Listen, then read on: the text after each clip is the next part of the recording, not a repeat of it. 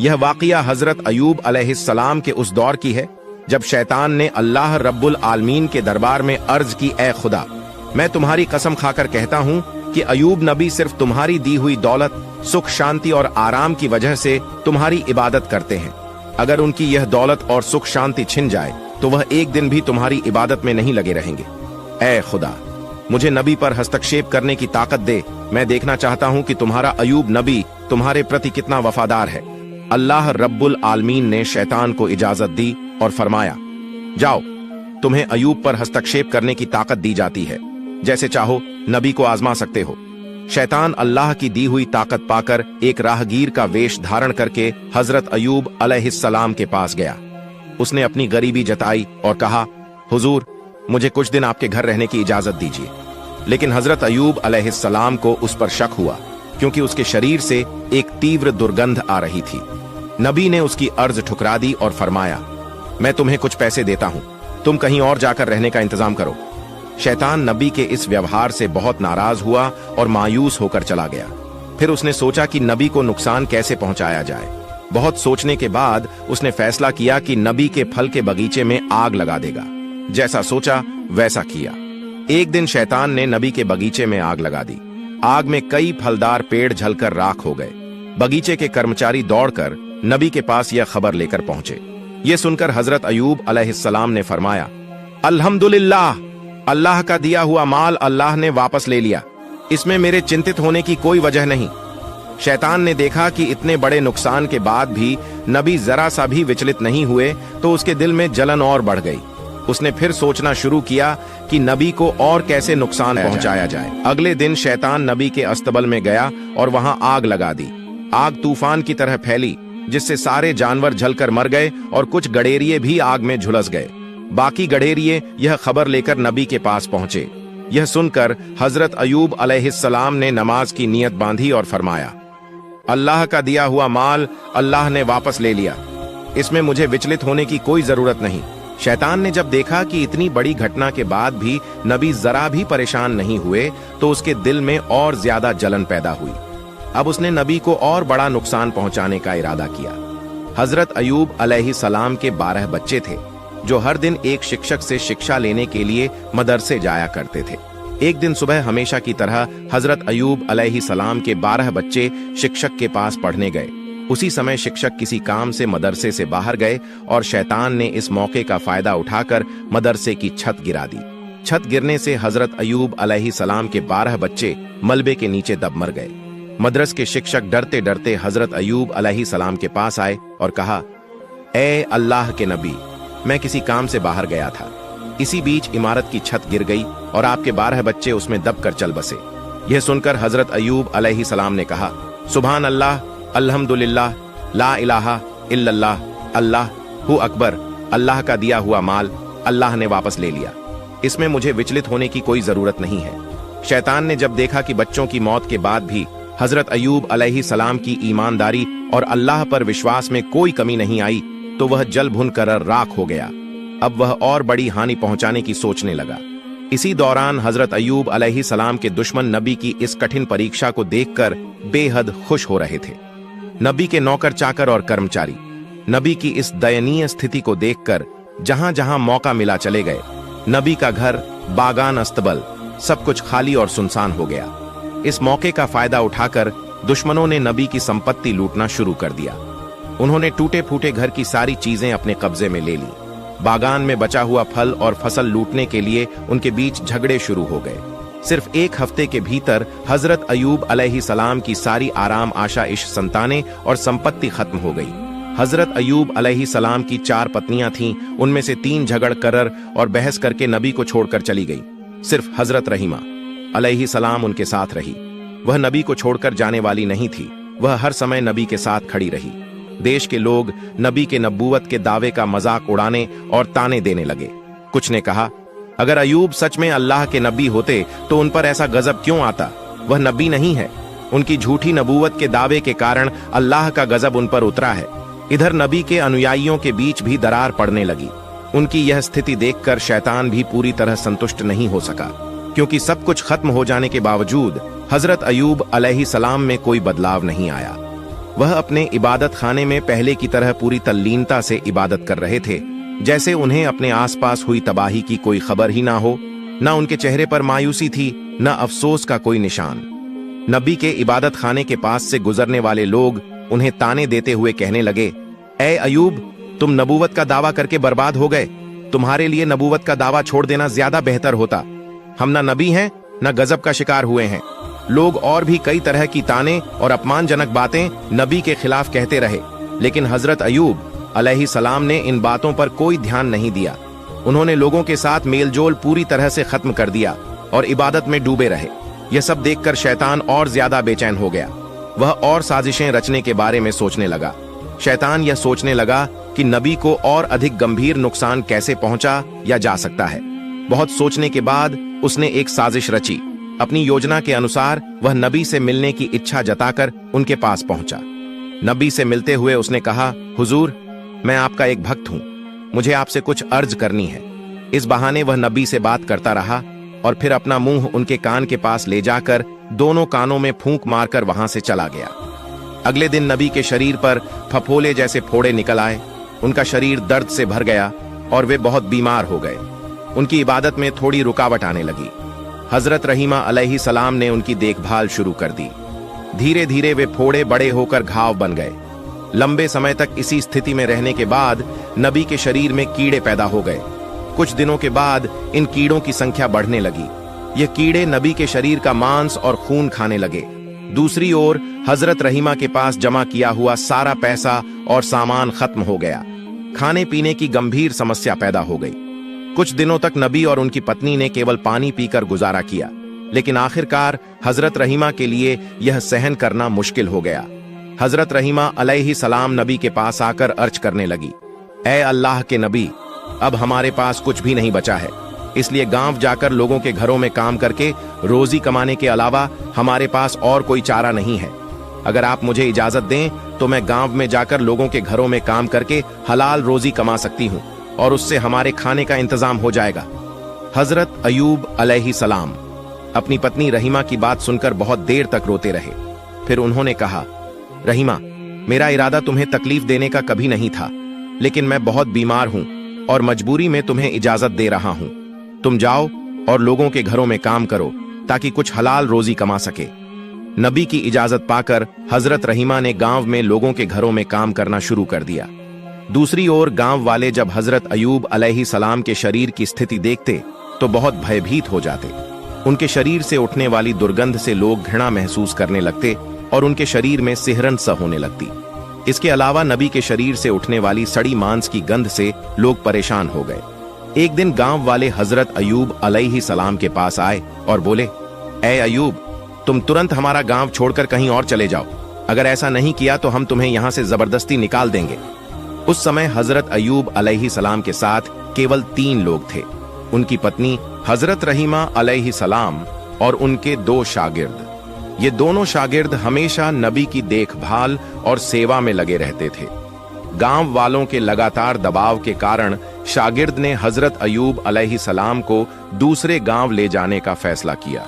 कई घंटे तक सफर करने के बाद वे एक और गांव पहुंचे, लेकिन उस गांव के लोग भी नबी की हालत देखकर घबरा गए और बोले, तुम इसे तुरंत यहां से लेकर चले जाओ, नहीं तो हम तुम्हें मारकर यहां से भगा देंगे। इस तरह शागिर्द ने हजरत अयूब अलैहिस्सलाम को 7 अलग अलग गांवों में घुमाया, लेकिन कोई भी गांव उन्हें आश्रय देने को तैयार नहीं हुआ। आखिरकार शागिर्द परेशान हो गए। वे नबी को रास्ते के किनारे कचरा और गंदगी डालने की जगह पर एक पेड़ की छाया के नीचे छोड़कर चले गए। जाने से पहले वे आपस में बातें करने लगे। हजरत अयूब अलैहिस्सलाम अल्लाह के नबी होने के बावजूद इस तरह की मुसीबत में क्यों फंसे? एक शागिर्द ने जवाब दिया, शायद उन्होंने अल्लाह ताला की मर्जी के खिलाफ कुछ किया होगा, नहीं तो ऐसी हालत क्यों होती। दूसरे ने पहले की बात का समर्थन करते हुए कहा, जब नबी अल्लाह के दिए का से भटक गए हैं तो अब उनके साथ रहने से हमें कोई फायदा नहीं, चलो हम यहां से चले जाते हैं। दोनों इस बात पर सहमत हुए और हजरत अयूब अलैहिस्सलाम को पेड़ के नीचे छोड़कर चले गए। हजरत रहीमा अलैहिस्सलाम हजरत अयूब अलैहिस्सलाम को छोड़कर जाने वाली महिलाओं में से नहीं थी। वे हमेशा नबी की सेवा में व्यस्त रहती थी। दिन के कुछ समय में वह लोगों के घरों में नौकरानी का काम करती और जो थोड़ा बहुत कमा पाती उससे अपने पति के लिए दवा और भोजन का इंतजाम करती थी। इस तरह समय बीतता रहा। हजरत अयूब अलैहिस्सलाम के शरीर से कभी कुछ कीड़े मर जाते तो कभी नए कीड़े पैदा हो जाते। उनके शरीर पर कीड़ों की संख्या लगातार बढ़ती ही जा रही थी। उनके शरीर पर अब केवल हड्डियां और थोड़ा सा मांस ही बचा था। एक दिन उनके शरीर से कुछ कीड़े गिरकर जमीन पर आ गए। तब हजरत अयूब अलैहिस्सलाम ने अपनी पत्नी रहीमा अलैहिस्सलाम को बुलाकर कहा, रहीमा, इंसान मिट्टी से बना है और मरने के बाद उसका शरीर फिर मिट्टी में बदल जाता है।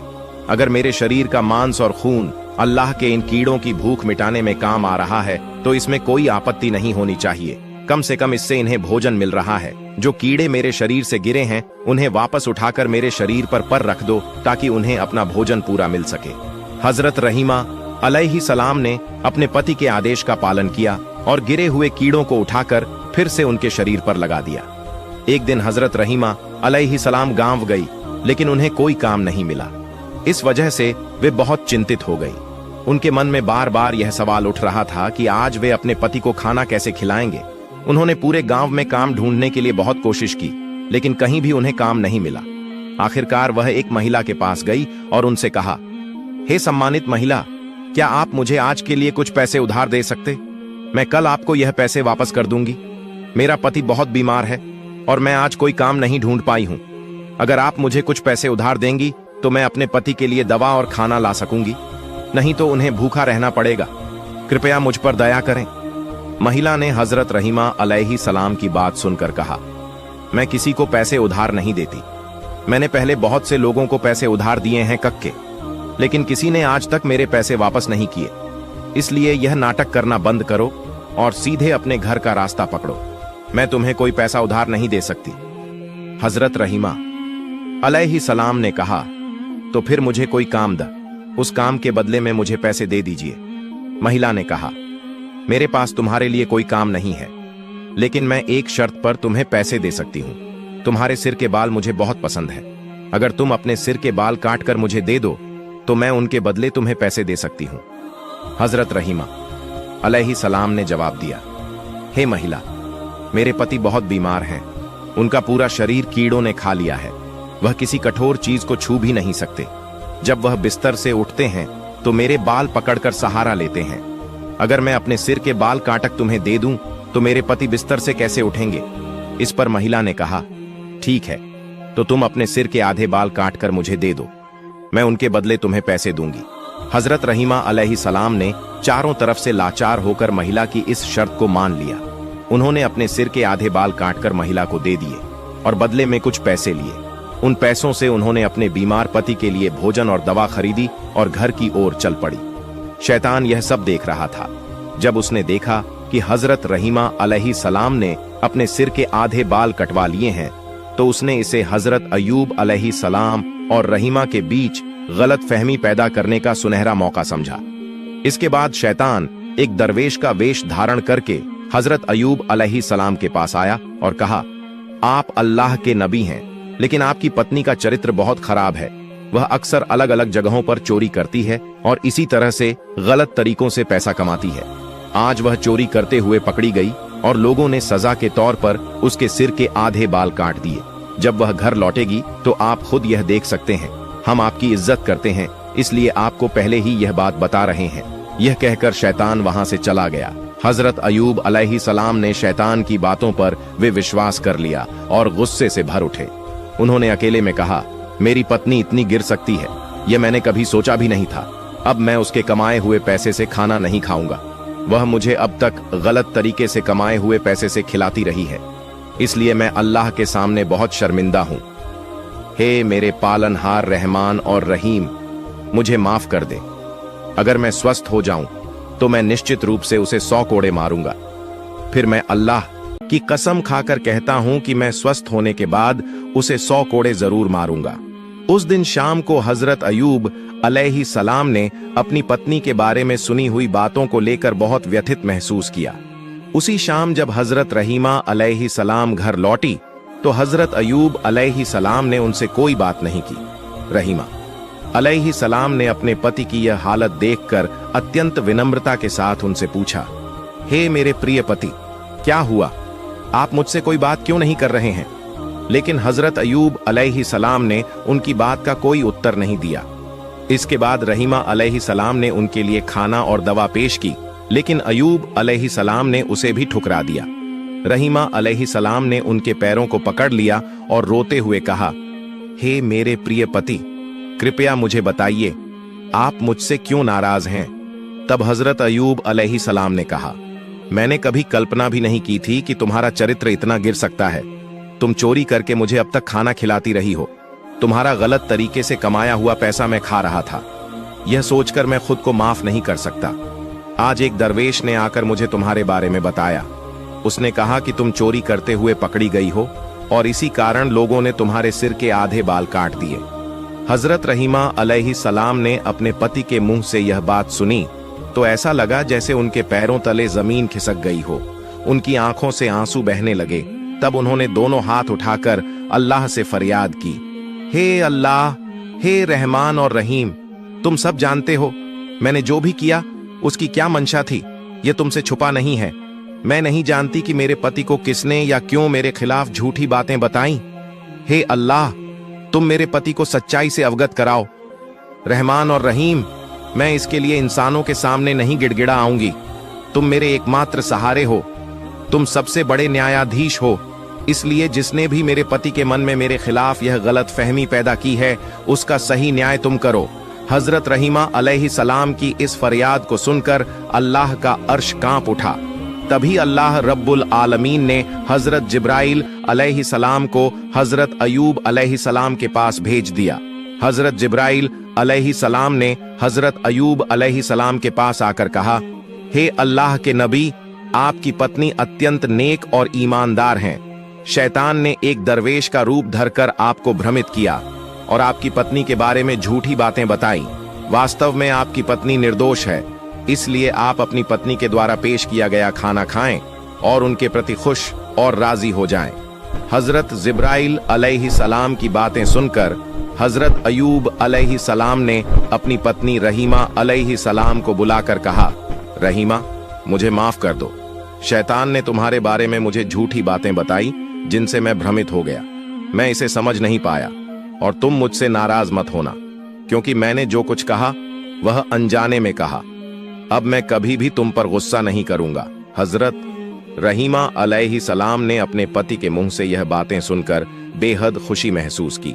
उन्होंने फिर से पूरी लगन और उत्साह के साथ अपने पति की सेवा शुरू कर दी।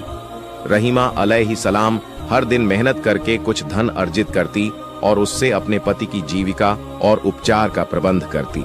जब शैतान ने देखा कि हजरत अयूब अलैहिस्सलाम को रहीमा अलैहिस्सलाम के खिलाफ भड़काने की उसकी योजना विफल हो गई है तो उसने एक बूढ़े व्यक्ति का रूप धारण किया।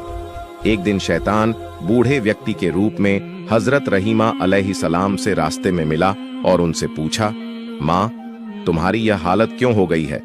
तुम इतनी परेशान और थकी हुई क्यों लग रही हो? हजरत रहीमा अलैहिस्सलाम ने उत्तर दिया, मेरे पति बहुत बीमार, उनके शरीर पर घाव हो गए हैं जिनमें कीड़े पड़ गए हैं। उनके शरीर का रक्त और मांस कीड़े खा रहे हैं। यही सोच सोचकर मैं दिन रात बहुत चिंतित रहती हूँ। यह सुनकर बूढ़े ने कहा, मैं तुम्हारे पति के घाव और इस बीमारी का एक अचूक इलाज जानता हूँ। अगर तुम इसे अपने पति को बिना बताए इस्तेमाल कर लो तो वह एक ही दिन में इस बीमारी से छुटकारा पा लेंगे। रहीमा अलैहिस्सलाम ने कहा, हुजूर, दया करके मुझे उस दवा का नाम बता दीजिए, मैं इसे आजमाने की कोशिश करूंगी। तब बूढ़े ने कहा, अगर तुम इस दवा के बारे में अपने पति को पहले से बता दोगी तो वह इसे इस्तेमाल करने से मना कर सकते हैं। इसलिए यदि तुम बिना अपने पति को बताए इस दवा का उपयोग कर सको तो निश्चित रूप से वह स्वस्थ हो जाएंगे। इसके बाद बूढ़े व्यक्ति ने हजरत रहीमा अलैहिस्सलाम से पूछा, मां, तुम्हारे पति का नाम क्या है? हजरत रहीमा अलैहिस्सलाम ने उत्तर दिया, मेरे पति का नाम हजरत अयूब अलैहिस्सलाम है। वह अल्लाह के एक नबी हैं। जीवन के आरंभिक समय में वह बहुत संपन्न थे, लेकिन बाद में अल्लाह रब्बुल आलमीन ने उन्हें विभिन्न आजमाइश और मुश्किलों में डाला। अब वह एक गंभीर बीमारी से ग्रस्त हैं। शैतान जो बूढ़े व्यक्ति का रूप धारण किए हुए था, रहीमा अलैहिस्सलाम की बातें सुनकर बोला। जब उन्हें गांव के लोगों ने बाहर निकाल दिया था तो मैंने उन्हें एक बार देखा था। उनके लिए मेरे पास उपयुक्त दवा है। हजरत रहीमा अलैहिस्सलाम ने कहा, हुजूर कृपया मुझे वह दवा दे दीजिए। बूढ़े व्यक्ति ने कहा, तुम यहीं थोड़ी देर प्रतीक्षा करो, मैं दवा लाकर अभी तुम्हें देता हूं। यह कहकर बूढ़ा व्यक्ति वहां से चला गया। हजरत रहीमा अलैहिस्सलाम वहीं खड़ी उसकी प्रतीक्षा करने लगी। कुछ समय बाद बूढ़ा व्यक्ति एक बोतल में पानी जैसी दवा और मांस जैसा पदार्थ लेकर आया। उसने रहीमा अलैहिस्सलाम के हाथ में बोतल देते हुए कहा, यह दवा उनके शरीर पर लगाना और यह मांस जैसी दवा भूनकर उन्हें खिलाना देखना। अगले दिन तक उनका आधा स्वास्थ्य लौट आएगा और अगर अगले दिन भी इसी तरह इसका उपयोग किया गया तो वह 2 दिनों के भीतर पूरी तरह ठीक हो जाएंगे। इसके बाद बूढ़ा व्यक्ति लंबी लंबी बातें करने लगा। हजरत अयूब अलैहिस्सलाम अल्लाह के नबी हैं। हमारे प्रिय मार्गदर्शक, उनके प्रति हमारे दिल में गहरी मोहब्बत है। उनके लिए थोड़ा सा भी भला कर पाऊं तो खुद को धन्य समझूंगा। मैं उनका बहुत बड़ा भक्त हूं, लेकिन उनके दुश्मनों और विरोधियों की वजह से मैं उनका हालचाल नहीं ले पाया। लेकिन भविष्य में मैं खुद उनसे मिलने की कोशिश करूंगा। शैतान ने इस तरह की लंबी बातें कहकर हजरत रहीमा अलैहिस्सलाम का विश्वास जीत लिया और वहां से चला गया। हजरत रहीमा अलैहिस्सलाम व दवा लेकर अपने नबी के पास पहुंची। पहले उन्होंने उनके लिए खाने का इंतजाम किया। इसके बाद वह बहुत देर तक सोचती रही कि इस दवा का उपयोग करें या नहीं, लेकिन अंततः वह हजरत अयूब अलैहिस्सलाम को बिना बताए दवा का उपयोग करने का साहस नहीं कर सकी। इसलिए वह नबी के पास जाकर बोली, हे अल्लाह के नबी, आज एक वृद्ध व्यक्ति ने मुझे रास्ते में एक प्रकार की दवा दी है और उसने कहा कि यदि इस दवा का नियमित रूप से 2 दिन उपयोग किया जाए तो आप पूरी तरह से स्वस्थ हो जाएंगे। हजरत अयूब अलैहिस्सलाम ने हजरत रहीमा अलैहिस्सलाम की बात सुनकर कहा, हे रहीमा, क्या तुम सोचती हो कि मेरी यह बीमारी दवा से ठीक हो जाएगी? यह बीमारी तो अल्लाह ने मुझे दी है और वही मुझे ठीक करेगा। कोई दवा इसे ठीक नहीं कर सकती। हजरत रहीमा अलैहिस्सलाम ने कहा, जिसने यह दवा दी है वह एक मुसलमान है, वह आपका भक्त है और इसलिए मुझे उसकी दवा पर कोई संदेह नहीं है। अब यह सब आपके इरादे पर निर्भर है। हजरत अयूब अलैहिस्सलाम ने कहा, तुम फिलहाल यह दवा छोड़ दो। जब तक अल्लाह ताला से इस बारे में कोई खबर ना आए, मैं इस दवा का उपयोग नहीं कर सकता। हजरत रहीमा अलैहिस्सलाम ने नबी के आदेश का पालन किया और दवा नबी के बिस्तर के पास रख दी। अगले दिन सुबह हजरत अयूब अलैहिस्सलाम ने हजरत रहीमा अलैहिस्सलाम को बुलाया और कहा, रहीमा, जब से मैं बीमार हुआ हूं, मैं हर रात अल्लाह रब्बुल आलमीन के ताज अली को देखता था और उससे अत्यधिक संतोष प्राप्त करता था। लेकिन कल रात मैं वह ताज अली देखने में सक्षम नहीं हो पाया, परंतु इसका कारण क्या था मैं समझ नहीं पा रहा हूं। हजरत रहीमा अलैहिस्सलाम ने कहा, हे मेरे प्रिय पति, आप अल्लाह के नबी हैं, इसके लिए शायद आपके पास इसका उचित कारण हो। मैं एक सामान्य बंदा हूं, मैं कैसे जान सकती हूं इसका कारण क्या है? इसके बाद हजरत अयूब अलैहिस्सलाम बहुत परेशान हो गए और चिंतित हो गए। इस तरह 3 दिन बीत गए। वह अल्लाह रब्बुल आलमीन की तजल्ली को नहीं देख पाए। अंत में वह दोनों हाथ उठाकर अल्लाह के दरबार में रोते हुए दुआ करने लगे, हे अल्लाह रब्बुल आलमीन, मुझे नहीं पता कि किस गलती के कारण मैं आपकी तजल्ली देखने में सक्षम नहीं हो पा रहा हूँ। अगर मुझसे कोई गलती हुई है तो कृपया मेरी गलतियों को माफ कर दें और मुझे अपनी ताज़ी से वंचित ना करें। हजरत अयूब अलैहिस्सलाम की यह दुआ सुनकर हजरत जिब्राइल अलैहिस्सलाम ने आकर उन्हें बताया, हे अल्लाह के नबी, आपके बिस्तर के पास शराब की बोतल और सुअर का मांस रखा है। इन हराम चीजों को आपके बिस्तर के पास रखकर आप अल्लाह ताला की तजल्ली की आशा कैसे कर सकते हैं? यदि आप फिर से अल्लाह ताला की ताज़ी प्राप्त करना चाहते हैं तो आपको तुरंत इन चीजों को अपने बिस्तर के पास से हटा देना चाहिए। गहरी रात में हजरत अयूब अलैहिस्सलाम ने हजरत रहीमा अलैहिस्सलाम को बुलाकर कहा, रहीमा, मेरे बिस्तर के पास जो शराब और सुअर का मांस रखा है उसे देखो और तुरंत हटा दो। यह चीजें यहाँ होने के कारण ही मैं अल्लाह की ताज़ी दर्शन में असफल हो रहा हूँ। हजरत रहीमा अलैहिस्सलाम नींद से जागकर चारों ओर अच्छी तरह से ढूंढने लगी, लेकिन उन्हें कहीं शराब और सुअर का मांस नहीं मिला। फिर हजरत अयूब अलैहिस्सलाम ने कहा, वह दवाइयां कहाँ हैं जो तुम लाई हो? हजरत रहीमा अलैहिस्सलाम ने कहा, वे यहाँ हैं। आपके बिस्तर के पास ही। नबी ने कहा, उन्हें यहां से हटा दो, मुझे लगता है कि यह शराब और सूअर का मांस है।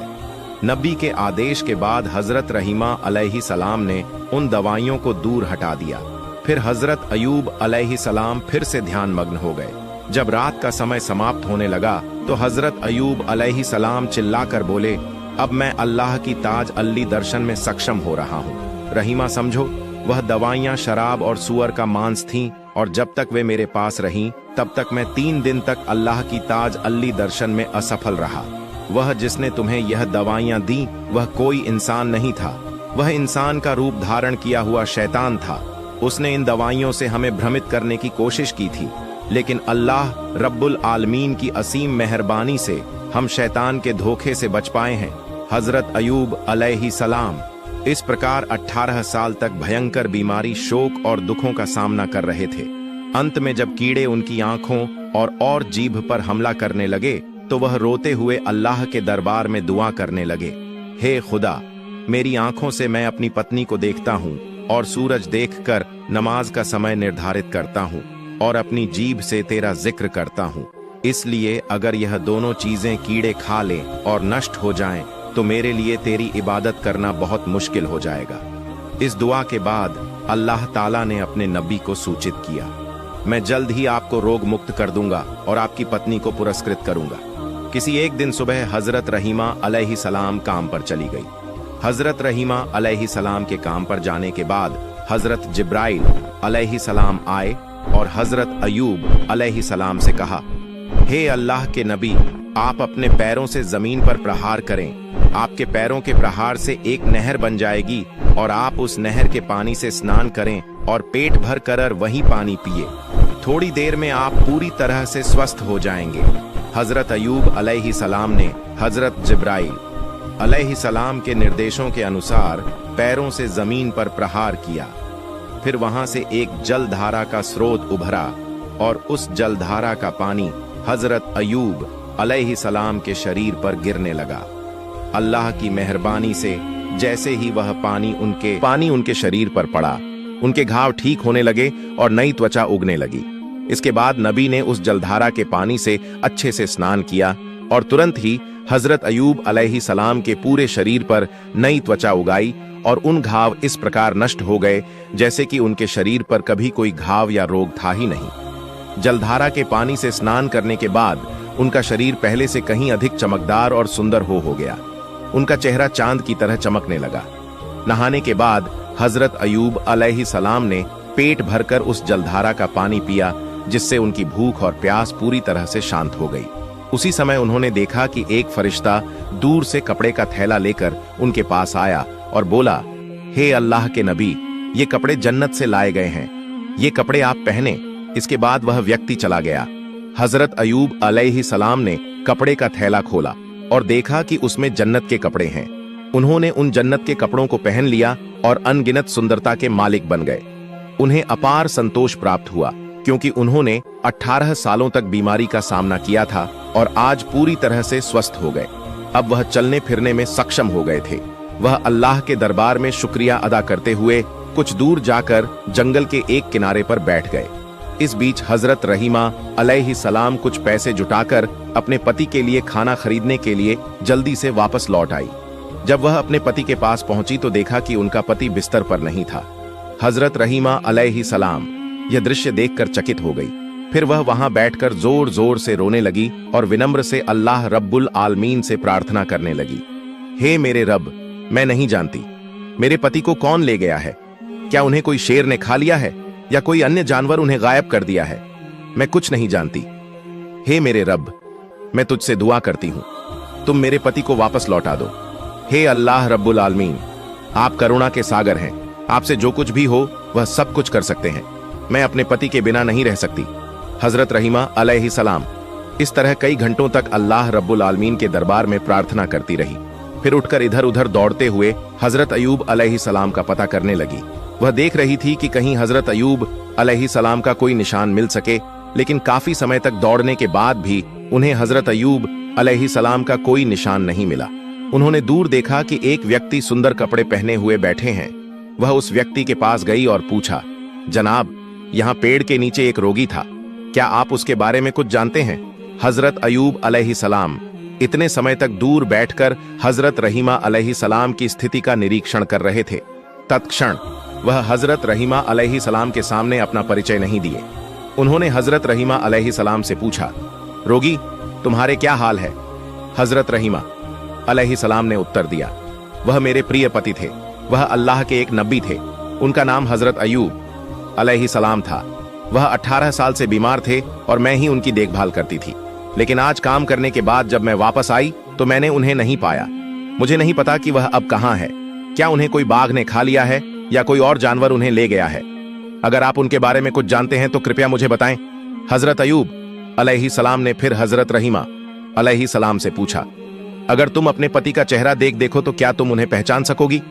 हजरत रहीमा अलैहिस्सलाम ने उत्तर दिया, क्या कहते हैं जनाब, वह पति जिनकी मैंने 18 साल सेवा की, उनका चेहरा देखकर क्या मैं उन्हें नहीं पहचानूंगी? इसके बाद हजरत अयूब अलैहिस्सलाम ने अपने चेहरे से कपड़ा हटाकर कहा, देखिए, क्या आप इस व्यक्ति को पहचान सकती हैं? जब हजरत रहीमा अलैहिस्सलाम ने हजरत अयूब अलैहिस्सलाम के नूरानी चेहरे को देखा तो वह जोर जोर से रोने लगी और उन्हें गले लगा लिया।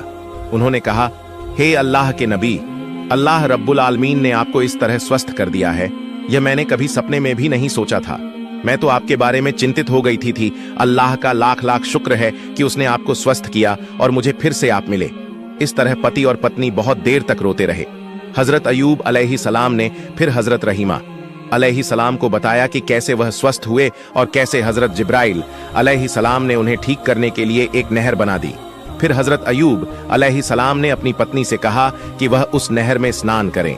पति के कहने पर हजरत रहीमा अलैहिस्सलाम ने उस नहर में स्नान किया। जैसे ही हजरत रहीमा अलैहिस्सलाम ने उस नहर में स्नान किया, उनका चेहरा भी चंद्रमा की तरह चमकने लगा। वर्ष की युवती की तरह शरीर में रूप और सुंदरता वापस आ गई। इसके बाद हजरत अयूब अलैहिस्सलाम अपनी पत्नी को लेकर घर लौटने के लिए रास्ता तय करने लगे। जब वे अपने घर पहुंचे तो देखा कि उनका घर पहले की तरह सुरक्षित है। फिर वे अंदर गए और देखा कि उनके बच्चे खेल रहे थे। बच्चों ने उन्हें देखा और दौड़ते हुए उन्हें गले लगा लिया और पूछा, आप लोग कुछ दिनों से कहां थे? हजरत अयूब अलैहिस्सलाम ने कहा, हम अल्लाह ताला की दावत पर गए थे। फिर बच्चों ने जोर जोर से रोना शुरू कर दिया और कहा, आप हमें अकेला छोड़कर दावत में क्यों गए थे? हजरत अयूब अलैहिस्सलाम ने कहा, वह बाद में बताऊंगा। इसी दौरान खेत से फिर से कुछ सेवक आए और कहा, हे अल्लाह के नबी, आपके जानवर और बाग बगीचे जो नष्ट हो गए थे वे आज फिर से पहले जैसे हो गए हैं। हम नहीं जानते कि ये सब पहले जैसी हालत में कैसे वापस लौट आए। कुछ समय बाद कुछ और सेवक आए और कहा, हुजूर, आपका संपत्ति बर्तन जो लोग लूट कर ले गए थे वह सब हम पूरी तरह से वापस ले आए हैं। सारे सामान इस महल के कुछ कमरों में रखे गए हैं। हजरत अयूब अलैहिस्सलाम के कुछ पुराने सेवक भी आए और उनके दोस्तों और विकास के बारे में समाचार लेकर आए, जिसे सुनकर नबी ने फिर से अल्लाह रब्बुल आलमीन की इबादत में लीन हो गए। इसी दौरान हजरत जिब्राइल अलैहिस्सलाम नबी के पास आए और कहा, हे अल्लाह के नबी, आपने बीबी रहीमा अलैहिस्सलाम के बाल काटने की घटना पर गुस्से में आकर कसम खाई थी कि आप उन्हें 100 कोड़े मारेंगे। इस मामले में आपकी कसम झूठी साबित हुई है, लेकिन आपकी सच्चाई की कसम अब भी कायम है। इसलिए आप 100 गेहूं के बाल एकत्रित करके बीवी रहीमा अलैहिस्सलाम के शरीर पर हल्का सा स्पर्श करें। इससे आपकी कसम पूरी हो जाएगी और बीबी रहीमा अलैहिस्सलाम को कोई कष्ट नहीं होगा। हजरत जिब्राइल अलैहिस्सलाम के कहने पर हजरत अयूब अलैहिस्सलाम ने 100 सूखे गेहूं के बाल एकत्रित किए और बीबी रहीमा अलैहि के शरीर पर हल्के से एक बार मारा।